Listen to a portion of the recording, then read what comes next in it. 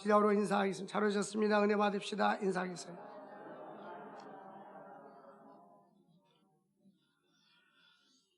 오늘은 은혜를 받은 자여 이란 제목으로 말씀을 상고하고자 합니다.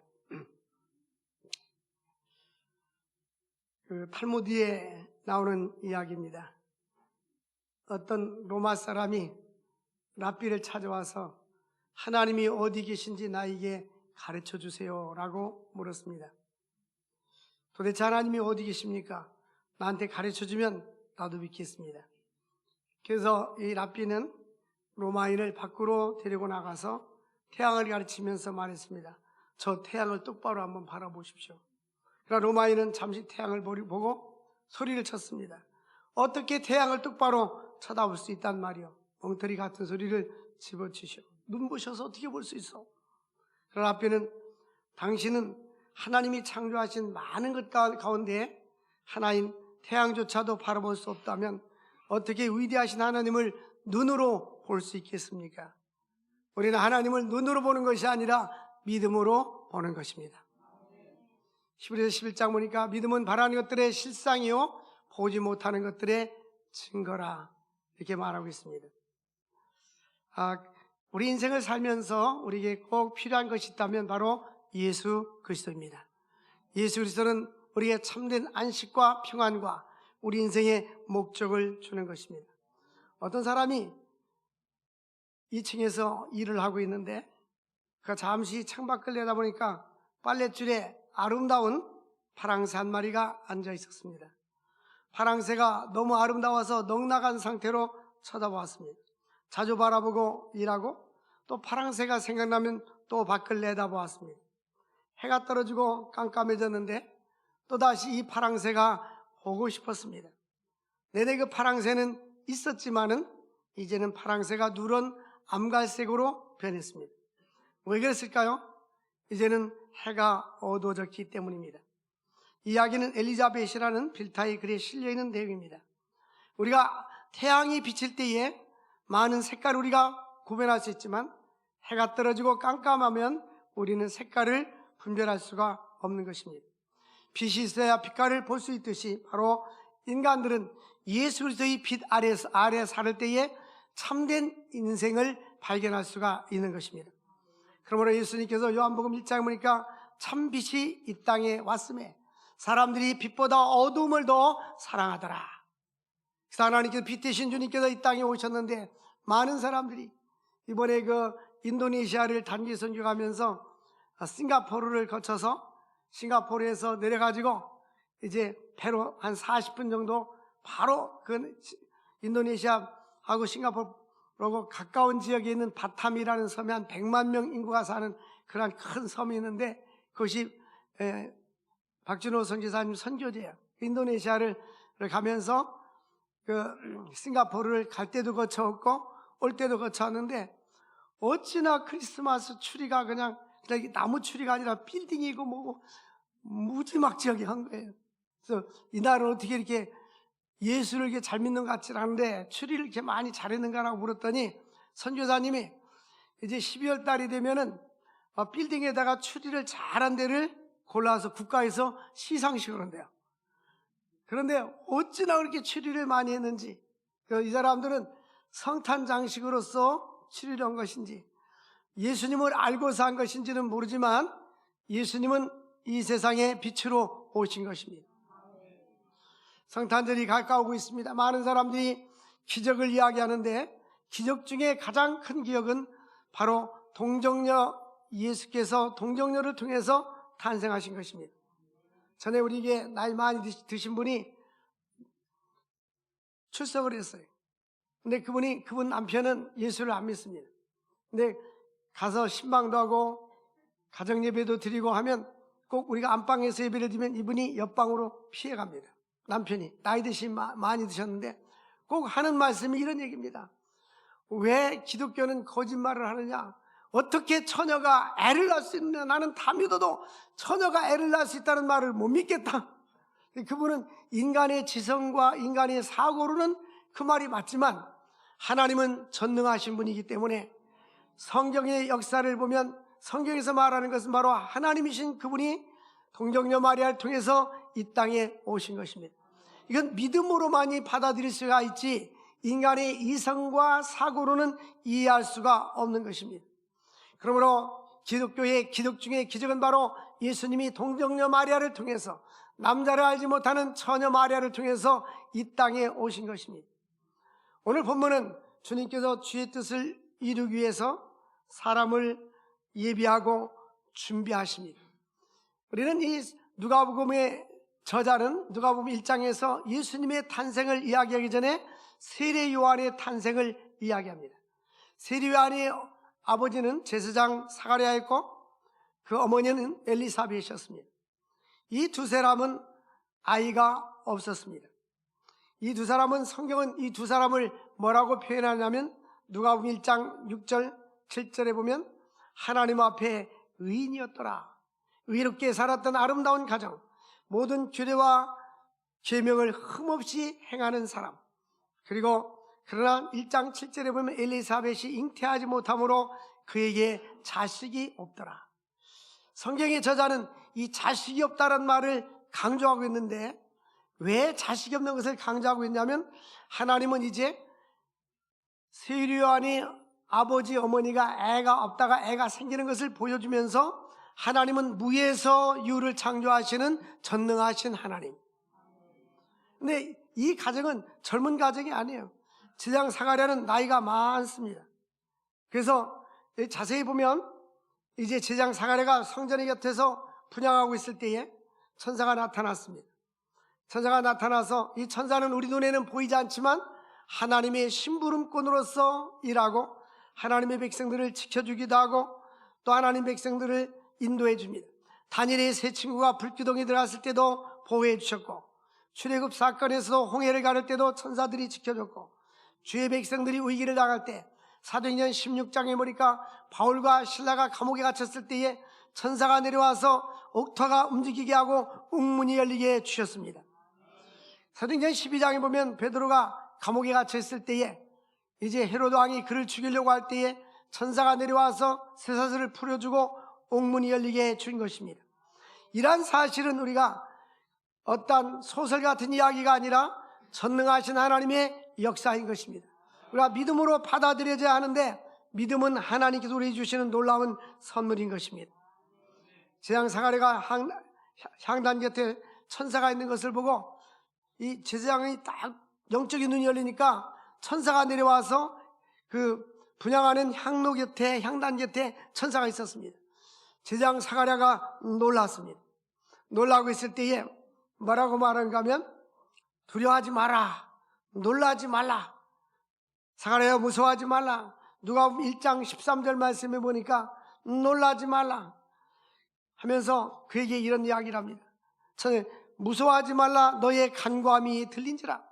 여러분, 기도하는 사람들은 하나님께 기도할 때마다 하나님이 들어주시고 응답해 주시는 것입니다. 사가랴야 무서워하지 말라, 너가 기도한 것이 들렸다. 사가랴가 무슨 기도를 했겠어요? 성경의 전후 문장을 보면 이분은 지금 현재 자녀가 없기 때문에 자녀를 위해서 기도한 것 같아요. 내 아내 엘리사벳이 네게 아들을 낳아주리니 그 이름을 요한이라고 해라. 이름까지도 임신하고 나서 아들을 낳으면 이름을 요한이라고 지라고 이름까지도 천사가 들려줬습니다. 근데 사가랴의 반응은 무엇입니까? 내가 나이가 많이 먹고 늙었는데 또 내 아내도 늙었는데 마침 아브라함처럼 어떻게 나에게 자녀가 있을 수 있겠습니까? 라고 말했습니다. 그때에 하나님께서 그가 하나님 말씀을 믿지 못하니까 이제 경고합니다. 때가 이르면 내 말이 이루어지리라. 이후에 내 아내가 엘리사벳이 잉태하여 이제 아들을 낳게 될 것이다. 그리고 그가 말을 하지 못하는 벙어리가 됐습니다. 엘리사벳의 고백은 뭡니까? 25절 말씀에 보니까 엘리사벳은 이렇게 보면 주께서 나를 돌보시는 날에 사람들 앞에 내 부끄러움을 없게 하시려고 이렇게 행하십니다. 자녀가 없던 여성이 임신됐으니까 하나님 나를 돌보시는 날에 사람들 하여금 부끄러움을 당하지 않게 나에게 해주셨습니다 라고 고백하고 있습니다. 우리가 인생을 살아가면서 도저히 인간 힘으로 되지 않을 때 이 가정은 단순하게 자녀를 낳지 못하는 가정이 아니라 이미 나이가 많았어요. 이제 제사장 사가랴도 나이가 많고 또 엘리사벳도 이미 여성의 기능이 다 지나간 상태가 됐습니다. 이분들은 인간이 생각할 때 기대할 수 없는 상황이었습니다. 근데 하나님께서 천사를 통해서 그에게 말씀해 주었습니다. 대저 여호와의 모든 말씀은 능치 못함이 없느니라. 그래서 하나님의 모든 말씀은 다 능히 이루어 주시는 것입니다. 그래서 여기 보니까 37절에 보니까 우리 37절 같이 읽겠어요. 시작.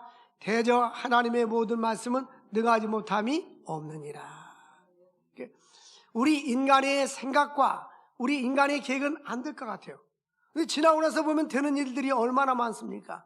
이 눈에 아무 증거 아니 배여도. 그러니까 상상할 수 없는 하나님의 일들이 많이 이루어지고 있는데 우리에게 구름이, 하늘은 태양이 항상 낮에는 떠 있습니다. 근데 구름이 끼어 있으면 안 보이잖아요. 그 국제선 비행기를 타면 쫙 떠가지고 구름충 위로 떠다니면은 언제나 구름이 위에서 구름이 보이지 않고 태양이 빛이 비칩니다. 마찬가지로 우리가 영적으로 성장해 있으면 하나님의 은혜를 체험할 수가 있고 하나님의 손길을 체험할 수 있고 믿음으로 기도할 때 하나님께서 응답해 주시는 것을 체험할 수가 있는 것입니다. 그러므로 하나님께서 나를 돌보시는 날에 25절 보니까 따라서 합시다. 주께서 나를 돌보시는 날에. 여성들이 자녀가 없을 때 얼마나 마음이 아프겠어요. 자녀를 갖고 싶은데.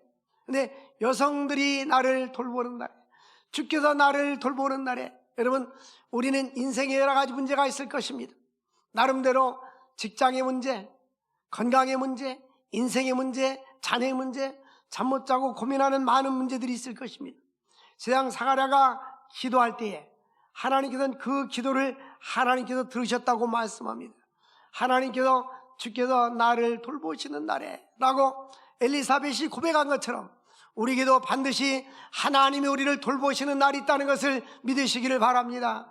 하나님의 때를 기다린 사람은 미래가 기대가 됩니다. 하나님께서 나의 미래를 어떻게 설계하고 하나님이 역사하고 계실까? 응? 그러니까 아무 대책 없이 사는 사람은 세월 따라 바람 따라 구름 따라 살지만 기도하고 비전을 가지고 사는 사람들은 하나님이 이루시는 일들을 목격하고 체험하는 것입니다. 나를 돌보시는 날에, 이 신앙 고백, 하나님 나를 돌보시는 날에, 여러분을 돌보시는 날이 언제입니까?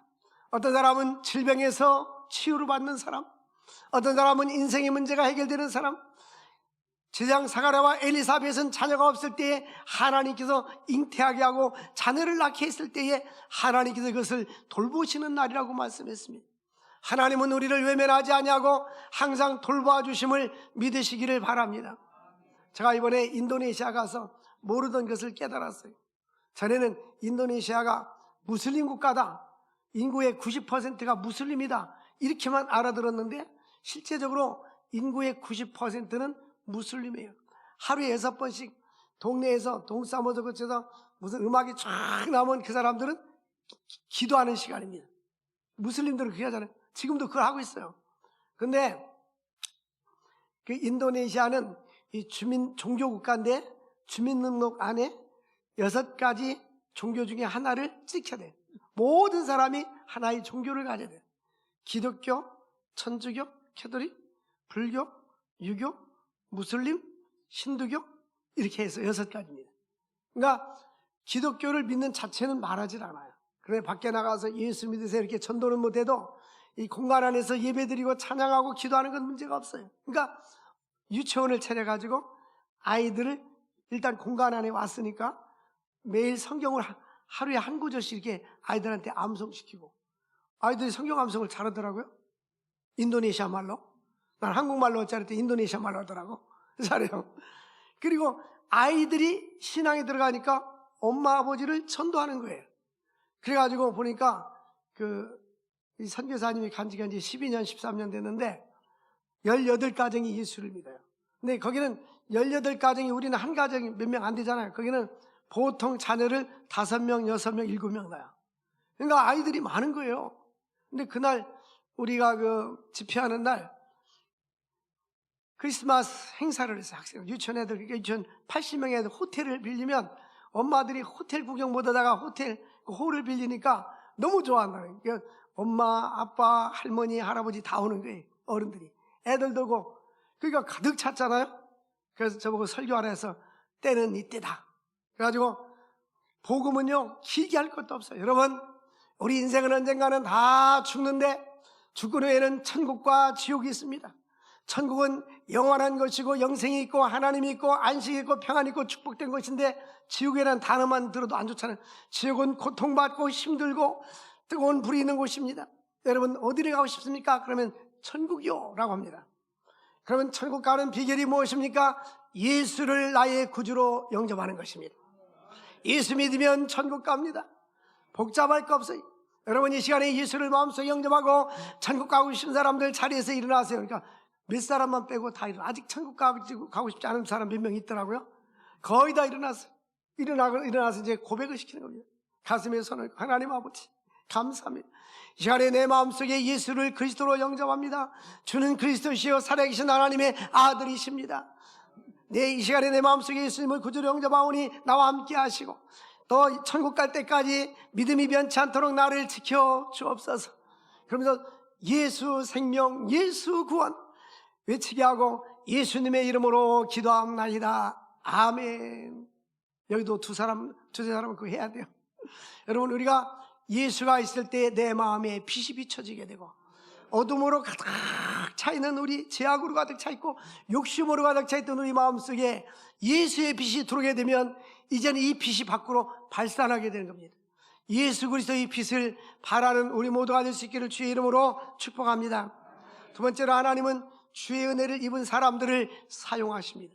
우리가 은혜라는 단어를 많이 사용해요. 은혜란 말은 헬라어로 카리스라고 합니다. 이 카리스라는 말의 뜻은 값없이, 조건 없이, 아무 대가 없이 공짜로 주는 것을 은혜라고 합니다. 하나님 우리에게 은혜를 베풀었을 때 하나님께서 우리에게 베풀어 주신 받을 자격이 없는 우리들에게 구원을 주시는 하나님의 사랑입니다. 그리고 무조건적으로 거기에 대한 대가나 어떤 조건이 없이 예수만 믿으면 구원을 주신 하나님의 사랑, 이것이 바로 은혜인 것입니다. 그래서 성경 말씀에 보니까 아무 받을 자격이 없는 우리에게 에베소 2장 8절 보니까 너희가 그 은혜를 인하여 믿음으로 말미암아 구원 얻었나니 이것이 너희에게서 난 것이 아니요 하나님의 뭐라? 선물이라. 우리가 예배당에 이렇게 온 것은 내가 내 발로 왔지만 하나님 우리를 불러주시고 내 마음속에 감동을 주시고 은혜를 주셨기 때문에 주 앞에 오게 된 줄로 믿습니다. 은혜를 받아야 돼요. 창세기 6장 8절에 보니까 그러나 노아는 뭐를 입었더라? 은혜를 입었더라. 노아 때에 사람들이 범죄하니까 하나님께서 홍수로 심판하기 위해서 온갖 제약이 관영했더라. 풍선으로 말하면 풍선이 꽉 불어가지고 뻥 터질 정도로 사람들이 이렇게 제약이 관영했기 때문에 인간들은 아담 이후에 타락한 본능과 본성을 가지고 있기 때문에 제약이 많아요. 그래서 사람들이 다 제약에 물들어 있는데 노아는 당시에 온전한 자라, 의인이었더라. 근데 하나님과 동행했더라 이렇게 말하고 있는데, 노아가 이와 같이 의롭게 살고 하나님과 동행했다는 것은 노아 자신의 의지입니까? 하나님의 은혜입니까? 하나님에게 은혜를 주니까. 여러분, 은혜 받은 사람들은요 얼굴 표정이 달라요. 스데반이 돌에 맞아 죽을 때도 얼굴이 환하고 천사의 모습과 같다고 했어요. 은혜를 받으면, 은혜를 받은 자들에게 하나님께서 평안을 주시고 이런 은혜 받은 증거가 나타나게 되었어요. 그러므로 믿음이 없는 사람들은 내 힘으로 인생을 사는 것 같지만 우리 인간은 내 힘으로 사는 것이 아무것도 없어요. 모든 것은 다 하나님의 은혜 가운데 사는 것입니다. 그래서 창세기 6장 9절 보면 노아는 하나님과 뭐 했더라? 동행했더라. 우리 한번 읽어보겠습니다. 시작.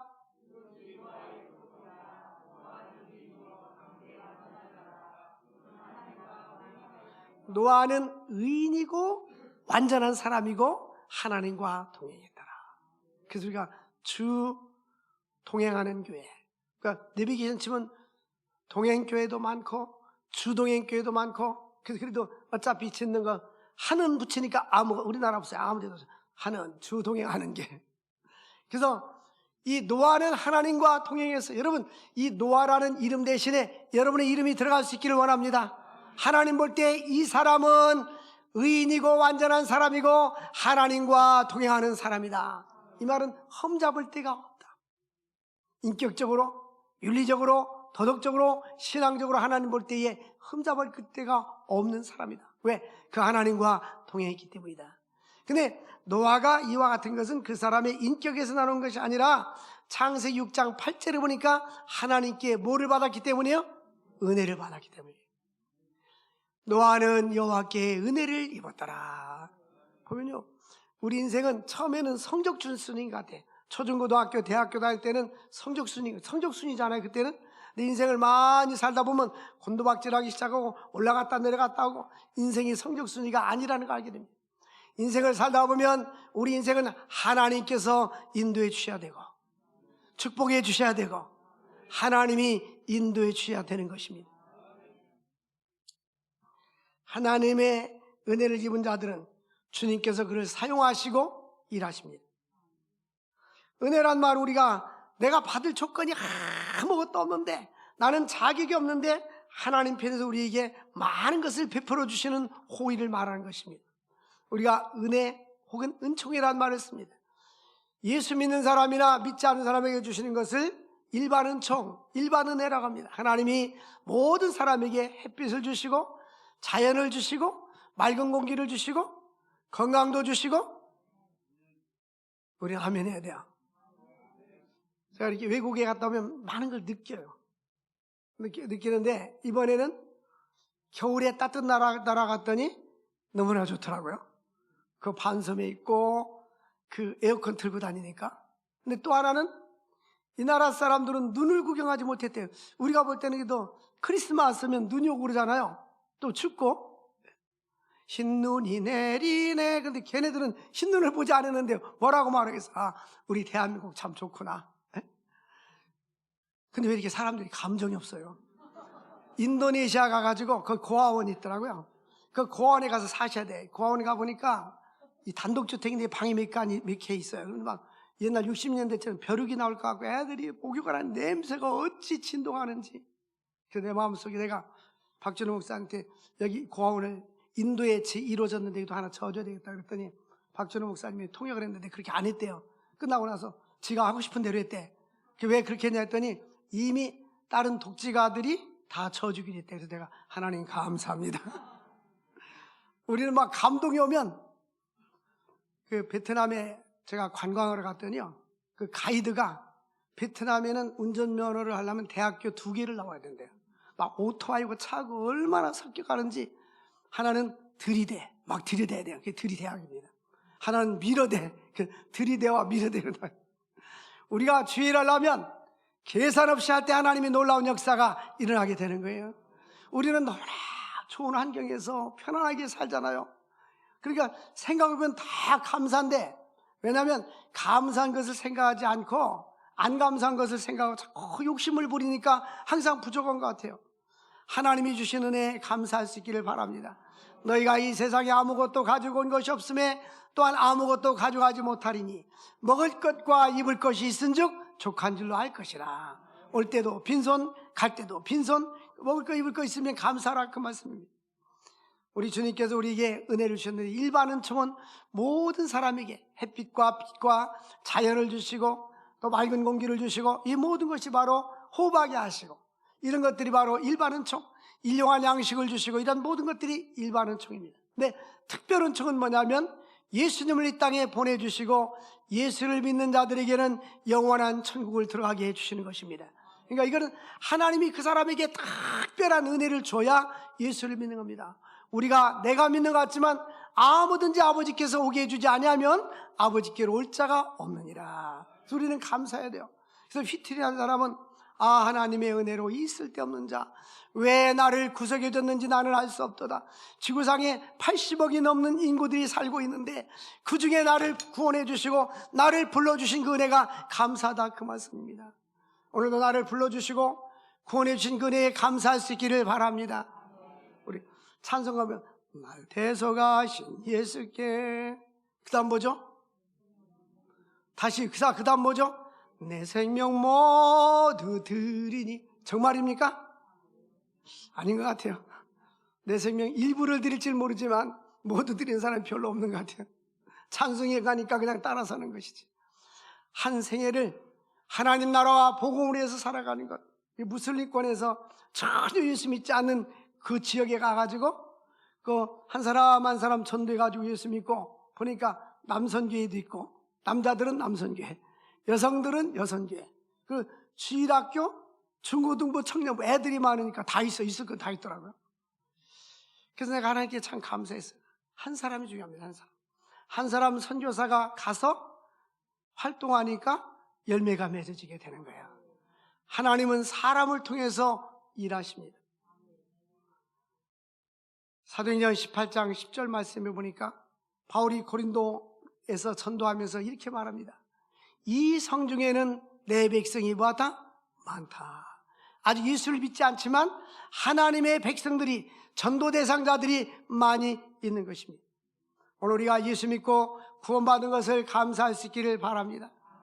영생의 축복이 주님께 있는데 우리가 누게로 가오리까? 가장 지혜로운 사람은 영원한 미래를 준비하는 것입니다. 이 땅에서 짧은 생애를 마치고 죽은 후에는 영원한 하나님 나라가 우리에게 예비된 것입니다. 예수를 그리스도로 영접하는 자마다 하나님의 자녀가 되는 것입니다. 세 번째로 예수 그리스도는 구원자로 이 땅에 오셨습니다. 예수님은 죄인을 구원하기 위해서 오셨는데요, 마태복음 1장 21절에 이름을 예수라라, 이를 번역한 즉 저가 자기 백성을 저희 죄에서 구원할 자이시다. 예수라는 뜻은 바로 구원자라는 뜻입니다. 마리아가 은혜를 입었습니다. 또 하나님께서 마리아에게 왔습니다. 28절에 그에게 들어가 이르되 은혜를 받은 자여 평안할지어다. 지구상에 수없이 많은 여성이 있고 또 수천여가 있는데 마리아라는 여자는 선택받았어요. 그래서 하나님께서 성령을 통해서 마리아라는 여자를 통해서 예수님이 탄생하게 했으니까 은혜를 받은 여인아, 은혜를 받은 자여 평안할지어다. 주께서 너와 함께 하시도다.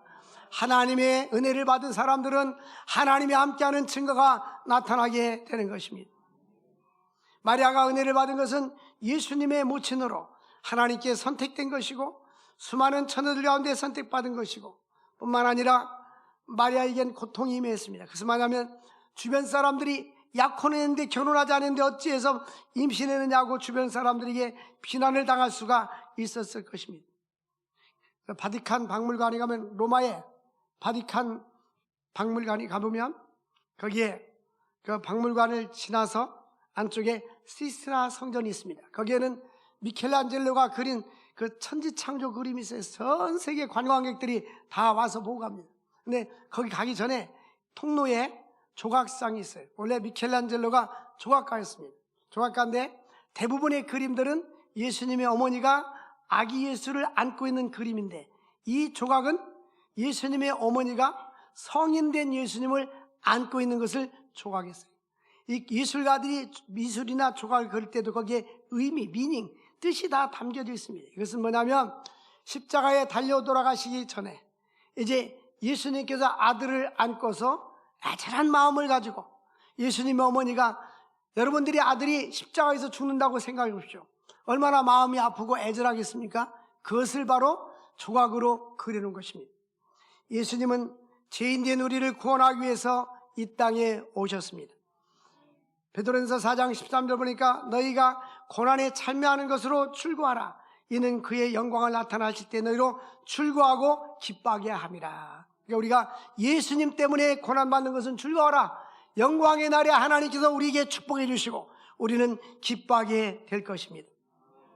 천사 가브리엘이 제장 사가랴와 엘리사벳에게 가서 자녀를 낳지 못하는 그들에게 아들이 있을 것을 말하고 아들 이름이 요한이라고 했는데, 그 천사가 다시 6개월 뒤에 마리아에게 찾아왔습니다.